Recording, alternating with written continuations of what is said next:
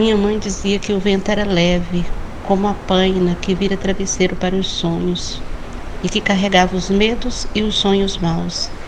Era coisa para se apaixonar esse tal de vento. Um dia eu quis aprisioná-lo só para mim. Leveza era bom para ter guardada para horas difíceis. Peguei uma garrafa, coloquei no quintal. No meu quintal tinha um pé de vento. E fiquei horas ali a esperar que o vento entrasse garrafa adentro. Foi quando minha mãe percebeu minha intenção e disse que o vento era para ser livre. Tinha de percorrer lugares, levantar saia das meninas, e só assim o vento tinha razão de ser. Minha mãe, em seu estado de fé, me disse que o vento era o Espírito Santo, e quando eu quisesse que ele aparecesse, bastava assoviar. Era uma mandinga para fazer ventar, e ainda por cima, cultivar a fé na leveza da alma.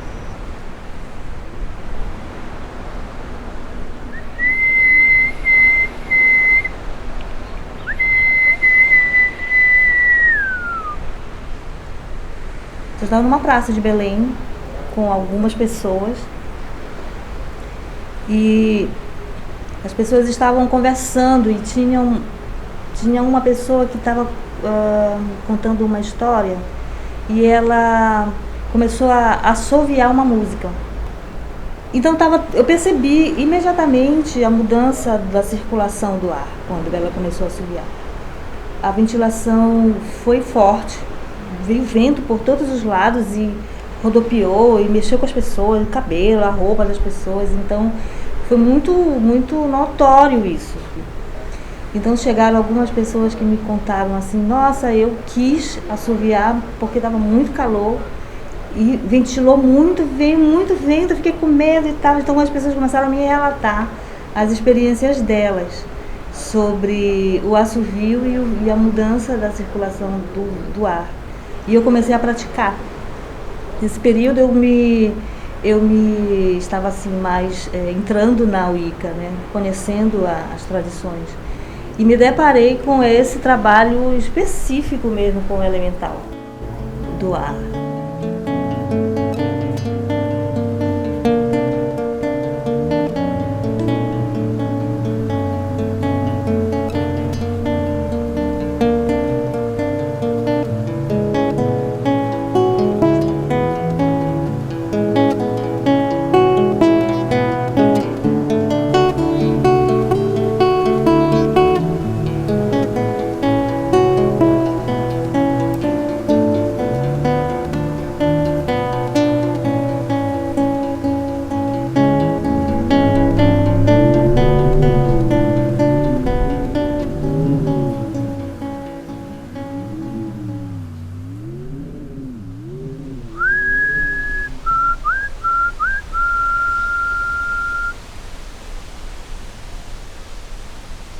A minha relação com o chamar o vento se reporta à minha cidade, Benjamin Constant, interior do estado do Amazonas, e basicamente quando eu tinha 10, 11, 12 anos de idade, e a função era para, de forma muito direcionada, empinar os nossos papagaios.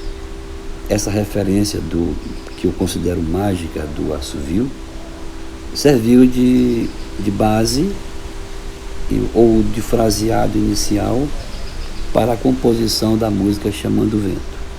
E uma bela manhã, a gente tocando numa comunidade ribeirinha, 11 horas da manhã, um calor danado, nada de vento, tudo muito calmo. Eu perguntei para a comunidade se eles conheciam o que significava aquele assovio. E a comunidade, uma pessoa da comunidade diz: a gente usa também aqui, isso aqui é um pouquinho diferente. A gente também usa aqui para chamar o vento quando estamos na roça, quando está muito quente, né? Aí eu falei: então vamos chamar o vento aqui para melhorar aqui esse calor que está danado. E a Sofia, que começava a tocar com a gente, ficou meio que desconfiada, né? E começamos a assoviar. E aí no terceiro assovio veio aquele vento entrando assim de uma forma quase que simultânea dentro do ambiente. Quando a Sofia percebeu isso, começou a chorar, assim, de forma realmente quase que copiosamente, porque ela foi tocada pela, que eu acredito, né? Pela ação do sagrado, o sagrado que conserva a fé de um menino ainda adulto.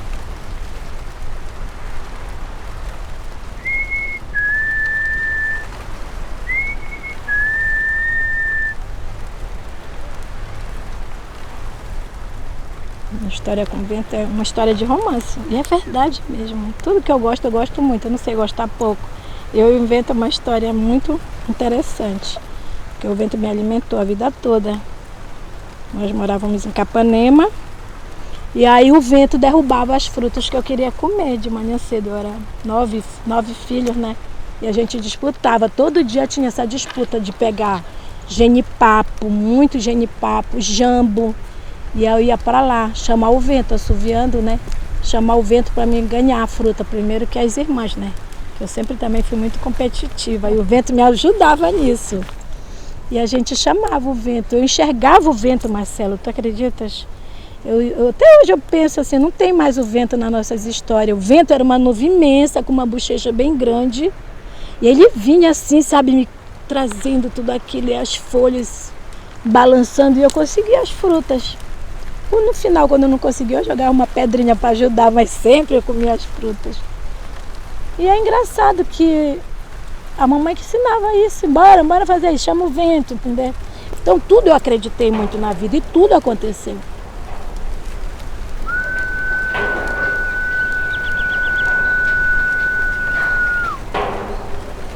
Eu não lembro exatamente com quem eu aprendi a assobiar chamando o vento, mas eu devia ter entre os meus 8 e 10 anos de idade.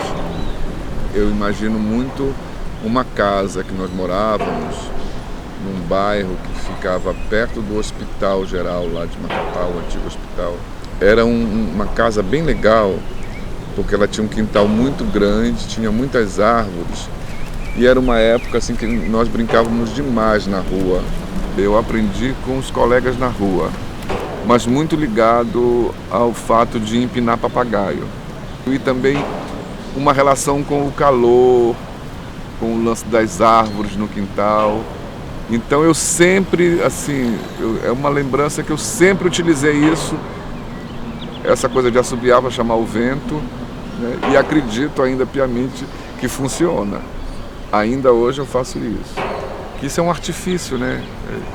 Um artifício criado para você se relacionar de forma mágica com a natureza.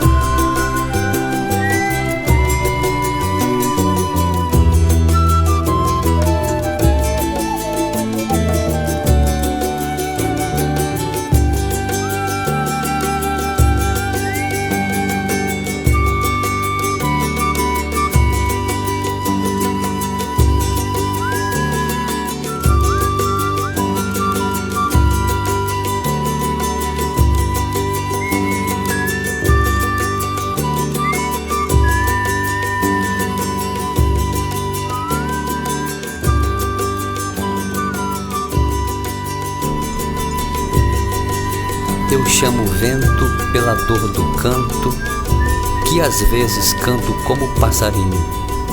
Sussurro leve, véu de luz cortante, ferindo passos de quem vai sozinho. Eu chamo o vento para cantar a vida, esmaecida na curva do rio. penas do tempo, pássaro ferido nas revoadas dos meus assovios. Eu chamo vento, vagalume longe, vago desertos querendo me achar. Depois de tudo, quero ser morada dos passarinhos que aprendi a cantar.